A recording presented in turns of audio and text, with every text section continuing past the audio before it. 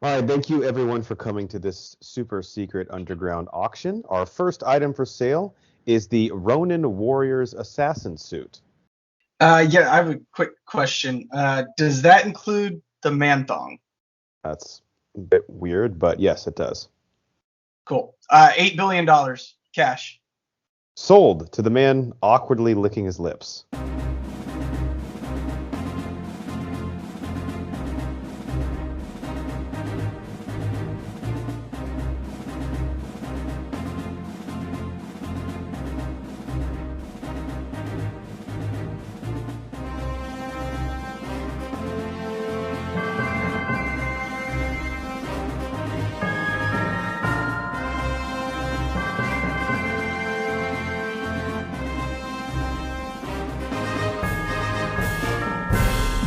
Welcome in to the Bro 4 Squad podcast, where we are just a bunch of bros drinking beer and watching TV and movies. I'm your host, the Mayor, Jeff Hornacek. This is our review of Hawkeye, episodes 1 and 2, and I am joined, as always, by the mad scientist, Brian Banner, to review this as we do all of our TV episodes on the 4 Bro 4 Squad criteria, which is the acting, the story, our favorite scene, and then any theories and questions we have going forward. So, Brian, acting and cast here, again, the first 2 episodes released at once, so we'll basically judge them for the purpose of this review as one episode to start off the show. So who stood out good, bad, or indifferent in the first 2 episodes we got of Hawkeye? So obviously we have to talk about the newcomer to the MCU. I think she is gonna be around for a long time. Haley Steinfeld. She was so fucking good in this, dude. The way that she just instantly made me believe that she was that girl that in 2012 made the decision after her dad died and her house got destroyed, which we'll get into that a little bit more. That she made that decision that I'm gonna be the protector. I'm gonna be a superhero, essentially, in not so many words. And she made me believe it immediately.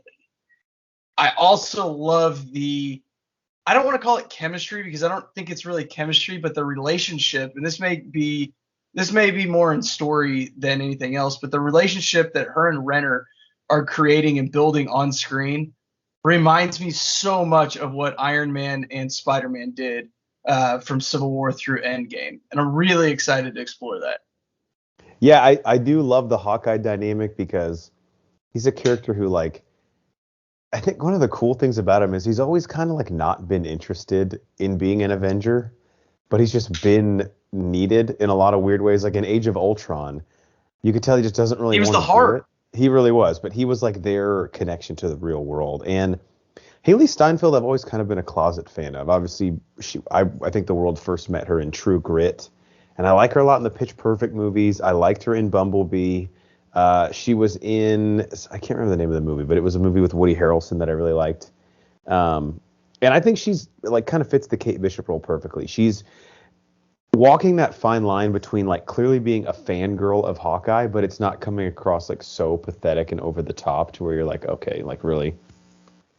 And I think that's fun. And another person I wanted to shout out is Vera Farmiga, who I'm really excited is in the That is my second person that I have on here to talk about.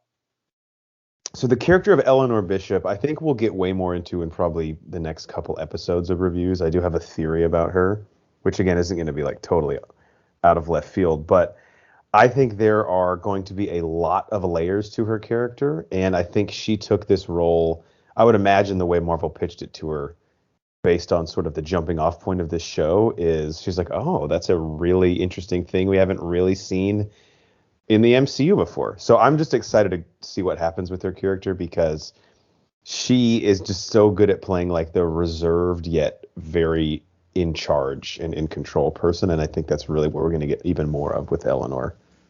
And the mother-daughter dynamic that she's got going on with Steinfeld through this, that it is they are hitting a mother-daughter perfectly. Every time they're together, they're arguing or bickering about something. But every time they look at each other, you can tell, like, okay, I love you, mom. I love you, daughter. It's really hard to capture on screen. One last thing I want to shout out, kind of tying into Eleanor Bishop, Tony Dalton as Jack.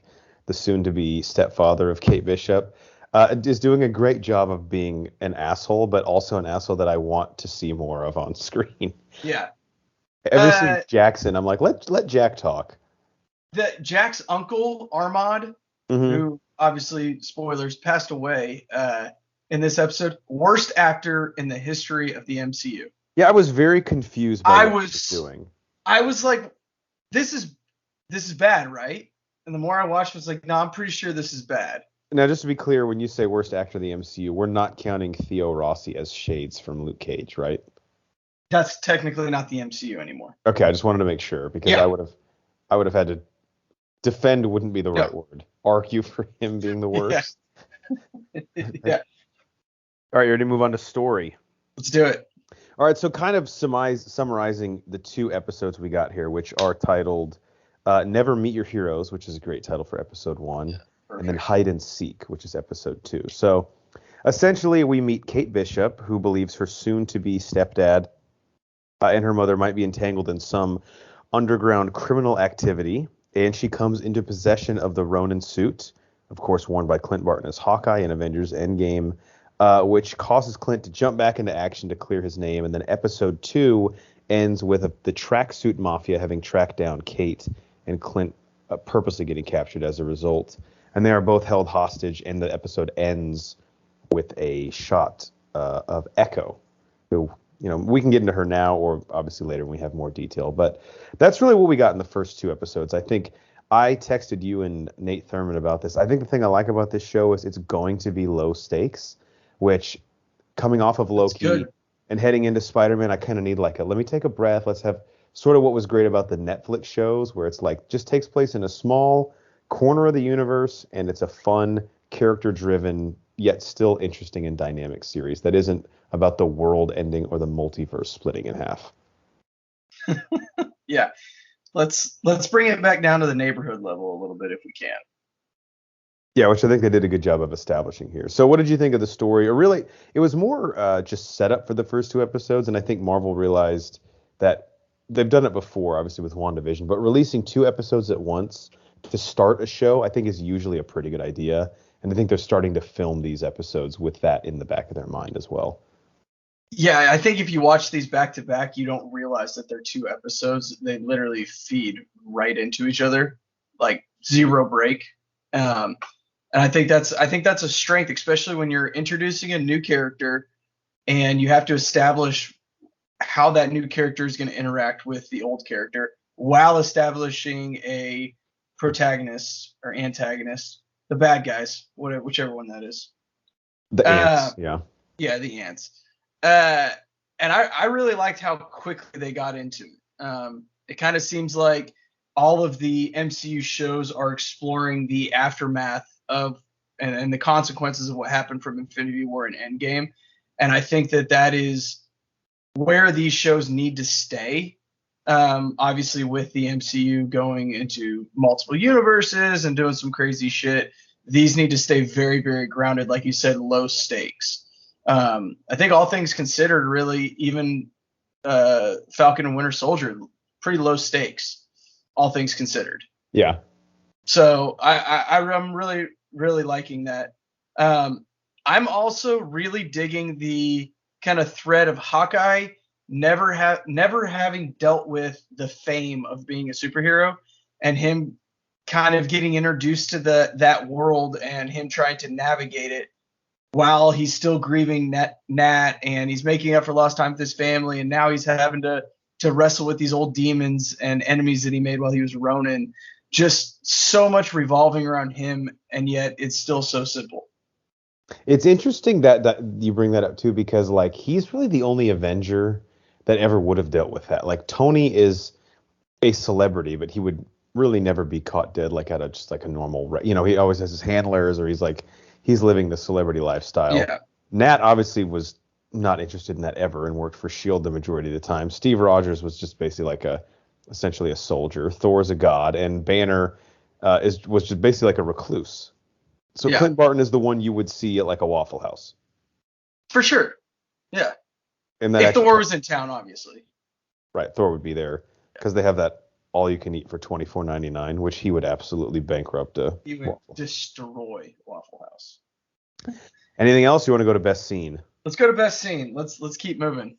All right, so there was a lot of scenes here that I thought it was kind of hard to pick from because I actually don't really have a complaint about these two episodes. I thought it was fun. It was a sort of a much needed change of pace and how slow and simple it was, and it really got me in the holiday spirit. But a lot of these scenes effectively did the same thing, which was, character build for Kate Bishop, and then sort of establish how the antagonists here, at least so far, I think we're going to meet a bigger one in a few episodes, but so far are not people we necessarily need to be afraid of, more just amused when they come on screen. Yeah. The tracksuit mafia. But so my favorite. You kid? Your kid? You kid? No. My favorite scene, I have one funny one and then one slightly more serious one, and I'll sandwich them around yours. But how can you not put in Hawkeye LARPing? I know. Oh my God. Scene. When he shows up too, you're like, Clint, you're gonna have to get in there. Like, there's no way. And the dude being like, yo, if you let me kill you in LARPing, I will be a fucking legend with my friends. Yeah. I just love how like that negotiation. He's just like, fine, just do it. He's like, no, man, you gotta sell it. Like, bro, you can't just like stand there. I'm gonna get no credit for that. You have to be like actually trying to fight me. That was a great scene. And I mean, a great way of moving the story along at the same time of keeping it light and fun. I was gonna say, how cool is it that like him getting the Ronin suit back didn't involve like some elaborate heist or some like action set piece? He just showed up to a LARPing festival and had to agree to let this guy kill him. Yeah. It's honestly, it's almost like the writers were like, we can't top ourselves. Fuck it, just do this. Wait a minute. That might work. Yeah, but that's actually genius. It's not some throwaway bit. So mine is the opening scene. If we've said it once, we've said it 100 times. The opening scene doesn't have to be your best scene, but it's got to set a tone. Ding! Ding! The opening scene told me exactly what we were dealing with. This is the aftermath and fallout of the Battle of New York. We're getting Kate Bishop, and we know exactly why she wants to be an archer.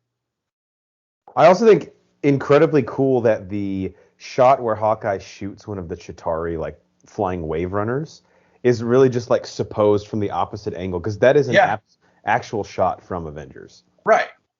And I remember that scene. It's like part of the where it's meant to look like one shot where it kind of pans to each Avenger kicking ass, you know? Yeah. And it's right before they're all about to lose, right? Pretty sure. Yeah, I can't exactly. I think that scene ends with Thor and Hulk crashing the Leviathan into Grand Central Station. That's right. Yeah.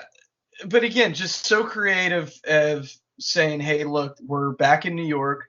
We are, again, dealing with the Battle of New York, and we can tie all these other ancillary and outside movies and TV shows to these larger events.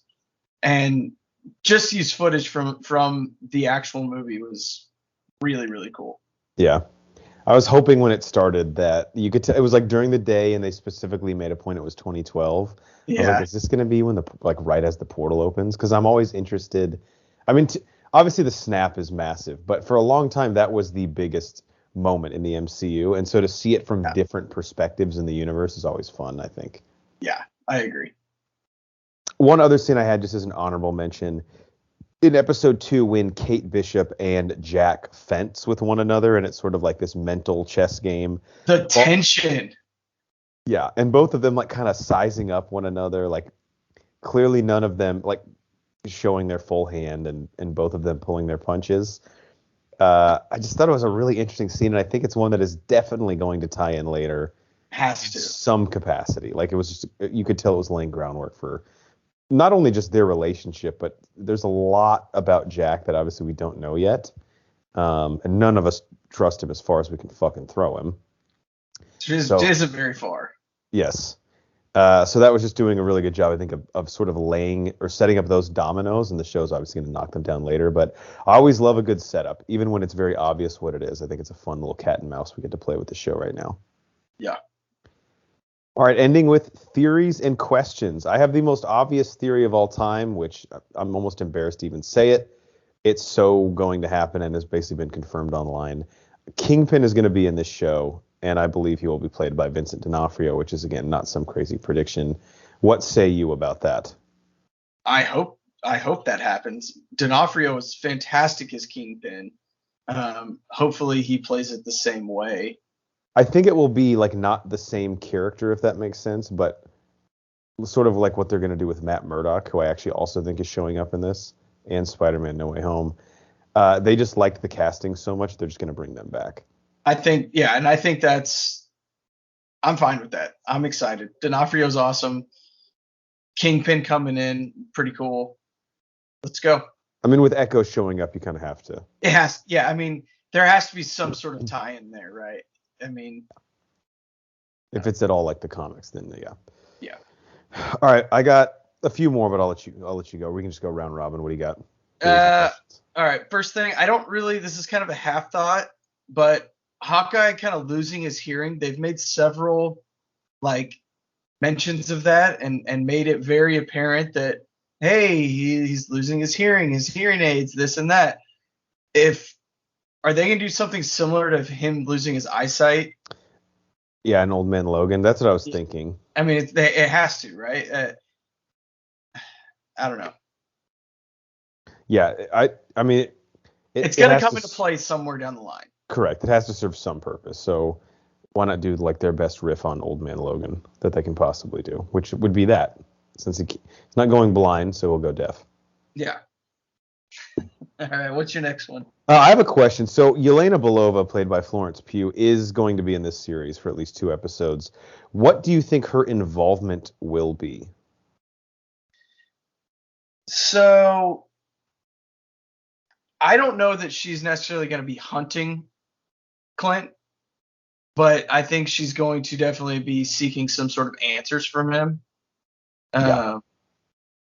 I think that we may have like a little mid-season team up where they meet, realize they're on the same side, they beat up some bad guys, and then she goes on her way.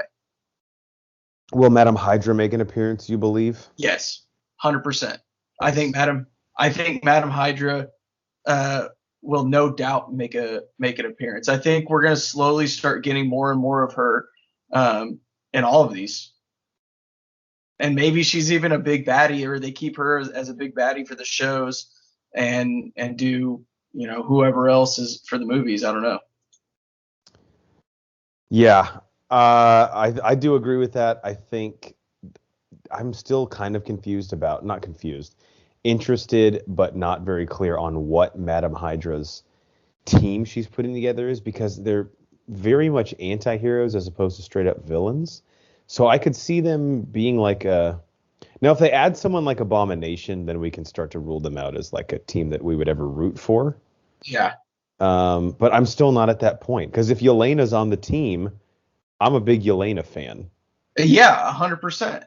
So, and what's Wyatt Russell's character? John Walker. John Walker. You could probably make me a John Walker sympathist also, although he did some fucked up things. And again, what makes a good villain, I've always said, is that you don't agree with what they did, but you understand why they did it. Right. And I kind of get it, man. It's fucked up, but I get it. I mean, you can't murder somebody in public square, but yeah, I totally get it too. Yeah. Like, you can't do that, but like I understand that you were upset. Your best friend just died. That sucks. Right. I have a question that maybe this will tie into a theory of yours. Is there more to Kate's dad's death? Because we don't explicitly see how he died in the Battle of New York. We see the funeral. We don't see a body. I'm not implying he's alive. But could there be more to it than meets the eye? Obviously, they're doing not so great financially in that scene, just as established from her mom and dad, arguing over how they're going to meet their bills. And then we assume Eleanor sort of goes the underground crime route based on the affluence she falls into by the time Kate's in college. Is Kate's father's death at all related to that? Did it happen maybe under more suspicious circumstances, or is it just cut and dry and I'm reading too much into it? How many episodes are we getting? Only 6. I think you're reading too much into it. With only 6 episodes, Yeah, not enough you've got runway. it. Yeah. There's just not enough there. Now, if we were getting 8, 10, 100%, I think that could happen. I don't think with only 6 episodes. And I read an article that these ones were longer, whereas episodes I think 3 and 4 are going to be closer to like the 32, 28-minute mark. Oh, wow. Like a lot shorter. So this is going to go at breakneck speeds then. I believe so. Now I may be wrong, and I mean it's the internet. They've been known to be wrong from time to time, but Doubt it. we're not wrong. But yeah, I was gonna say I'll need one more, so you finish this off. I've got more of an observation here. So Kate Bishop's apartment, that reminded me a ton of Peter Parker and Harry Osborn's apartment from the 2002 Spider-Man. Wow, definitely. I was like, is that the same fucking place? Damn. The multiverse opens up and they're in the apartment. Like, they're what do you? In the apartment, like, hey, excuse me. Damn, good catch. Harry's like, well, no, hold on now. We can make this work. That is interesting. Yeah, no, I definitely get the same vibe. Big, huge windows, like all like concrete floors. Very open. Yeah, no one in New York City would ever actually be able to afford that. Yeah. Well, that's why it was inherited, or she inherited it, Jeff. Oh, right. One other thing I had, I don't think Jack killed his Uncle Armand. I think it was Eleanor, Kate's mom. They try and set Jack up because he has the butterscotch candies, but... Yeah. I think Jack may be working for Madame Hydra. Ooh, very interesting. And or Kingpin. Yeah, I'm thinking Eleanor's definitely working for Kingpin. I don't know yet if Eleanor and Jack are in cahoots / on the same page. I could sort of see that going either way. Yeah. I don't think one is taking advantage of another one. I think they're both trying to take advantage of each other. Mm-hmm. And they're trying to fuck in the process. Yeah, it's going to be like a weird power struggle between It'll be like them. Mr. and Mrs. Smith with Brad and Angelina. Yeah, man. R.I.P. No, they're all alive. All those people are. Yeah, but Brangelina's dead. Oh, yeah. No, to never return. You're right about that. Yeah. All right, that's all I got. 37 kids named Coco. All with the same weird name. They just opened up their spice cabinet, saw things. That's what they named their kids after. Paprika. This one is Thyme, Thyme. Ground mustard. That's all I got. You got anything else? No, I'm done. All right, well, it'll be interesting as you're listening to this. It's probably a day before episode 3 drops, so we'll be sure to check that out. I'm excited. I think, again, with 6 episodes, because I think this ends pretty much right at Christmas, so it's going to be a sprint to the finish. All right, for the Mad Scientist Brian Banner, I'm the Mayor Jeff Hornacek, and we are the Bro Force Squad podcast. Thank you guys so much for checking us out. Follow us on Twitter at Bro Force Squad. Find us on YouTube, Apple Podcasts, Spotify, iHeartRadio, anywhere else you find your podcasts. If you type in Bro Force Squad as 3 separate words, and check out everything that we do on our website, broforcesquad.com. Till next time, Brian and I have to start a GoFundMe to fix that tower Kate Bishop knocked down. Yeah, I mean, that's going to be expensive. To restore that? PayPal us at the bottom. Did you know that was named Stain Tower after Obadiah Stane, who went to that college? I did not know that. Yeah, I saw that in a YouTube video. That's kind of cool. Yeah. It's all connected. God. Shit.